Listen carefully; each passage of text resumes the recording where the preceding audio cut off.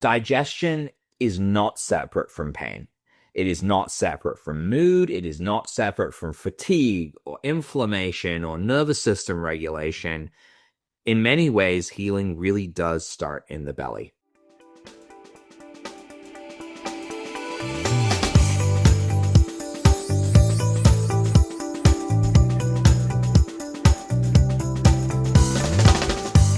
Hello, everyone, and welcome back to the podcast. Today, we're going to be talking about something that can be overlooked in many healing conversations and plans, but may be the most important foundation of all. And this is the gut-brain connection. Because digestion is not separate from pain. It is not separate from mood. It is not separate from fatigue or inflammation or nervous system regulation. In many ways, healing really does start in the belly. If you've ever noticed that stress affects your stomach, or that gut issues worsen anxiety, or that chronic pain seems tied to what you eat and inflammation that comes from it, you're not imagining it. The gut and the brain are in constant communication, and understanding that relationship can fundamentally change the way you approach whole body healing. Most people think that the gut is simply about food, but your digestive system is actually one of the most complex regulatory systems in your entire body. Your gut influences immune function, inflammation levels, neurotransmitter production, nervous system balance, hormone regulation, energy production, detoxification, you name it, right? It covers all these things. And in fact, a large portion of your immune system lives in your gut too. And the gut produces many of the same chemical messengers that affect your mood and brain function. So when the gut becomes inflamed or the gut becomes disrupted, the effects are rarely limited to the stomach. They ripple outward, right? Now, one of the key players in the gut-brain connection is the vagus nerve. I talk about this a lot here at Pain Free for Life, but the vagus nerve is a major communication pathway between the brain and the digestive system. And it actually helps regulate digestion. It helps regulate your heart rate, your inflammation, your stress responses, and your parasympathetic rest and digest and repair activity. Here's the important part. Most of the communication on this nerve actually goes from the gut to the brain, not the other way around. So the gut is constantly sending the signals to the brain. It's sending safety signals. It's sending inflammation signals. It's sending threat signals, nourishment, balance. If the gut is irritated, if it is inflamed, if it's overwhelmed, the brain receives a message. Something is not stable. And the nervous system, well, it responds accordingly. So let's talk inflammation, the root of all disease. Chronic inflammation is one of the biggest links between gut dysfunction, chronic pain, anxiety and depression, fatigue, autoimmune disease. And when the gut lining becomes irritated, whether that's from stress or poor diet or infections, sometimes medications or dysbiosis, while inflammatory molecules will increase. And this can amplify pain sensitivity. This can affect your mood. It can create brain fog, is one of the things I get the biggest complaints about for people dealing with chronic inflammation is brain fog. Not being able to think straight, forgetting things when you shouldn't. It can also help keep the body stuck in a chronic state of defects. And this is why some people feel more anxious when their digestion is off. I know I feel that way. If my digestion isn't perfect, I feel on edge. You might feel more pain during gut flares. You might feel more fatigue after inflammatory meals. This is always telling, right? If you start to fall asleep after a meal, and you're exhausted when you weren't before, it should almost be doing the opposite. So what is going on? The gut isn't just about processing food. It is actually shaping the internal environment your entire body lives in. So stress disrupts digestion, but why? Stress and digestion are biologically incompatible.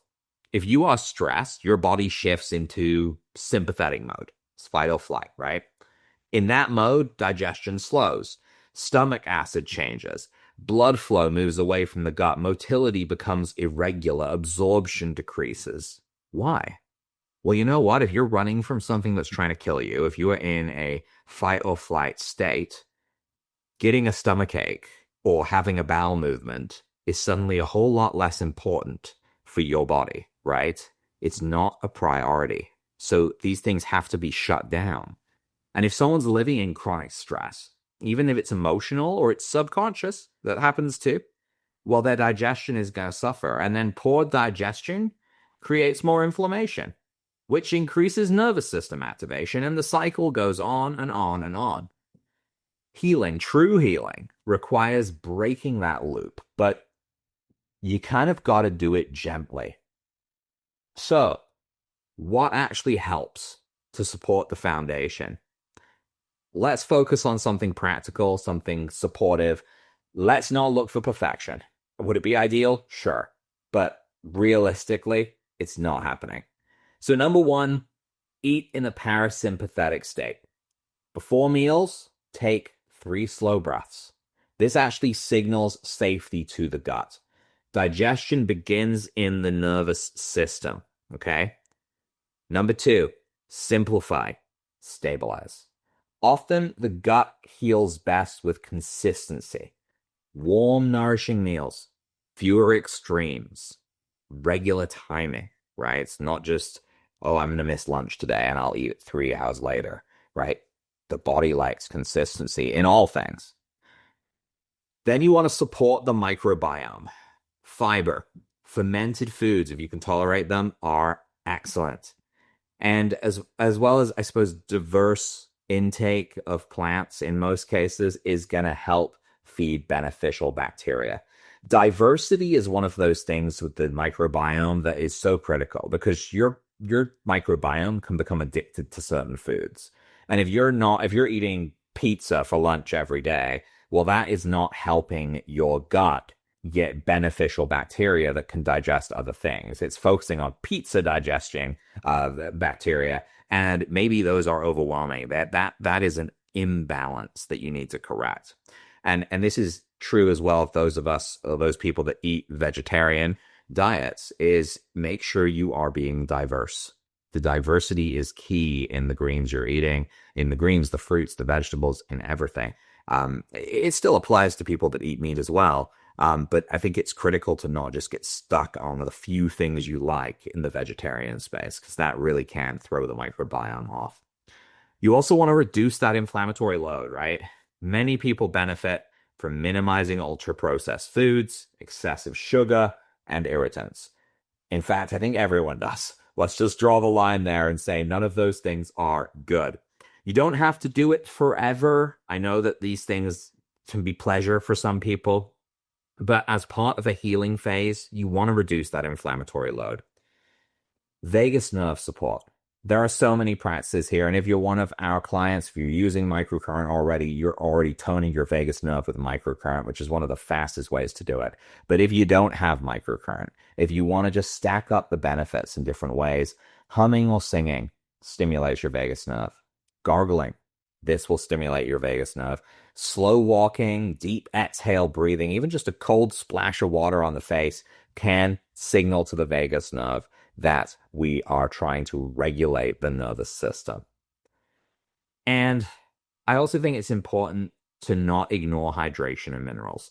We always talk about what we eat. We don't necessarily talk about what we drink.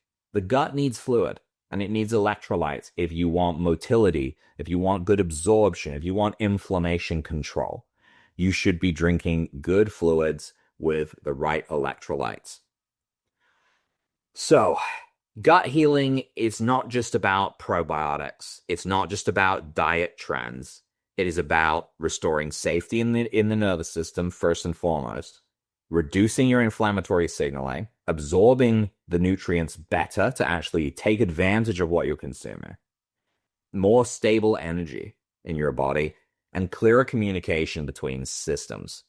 And when the gut stabilizes, people will notice improvements in pain, in mood, in sleep, in energy, in immune resilience, because the body is not separate parts. It is one integrated network. And the belly is often going to be the center of that network. So, if you take one thing from today, let it be this. Digestion is not a separate piece of the puzzle in healing. The gut and the brain are partners. They're married. When you support the belly, you support the nervous system. You support inflammation regulation. You support energy production, and you support the ability for your body to repair. Healing starts in the gut, not because everything is digestive, but because the gut is one of the body's deepest foundations of balance. That is the key. So thank you everyone for listening. I hope this episode gave you some information or inspire you, at the very least, to look into gut health from a different lens. And as always, take care of yourself. We'll see you in the next episode of the Pain Free for Life podcast.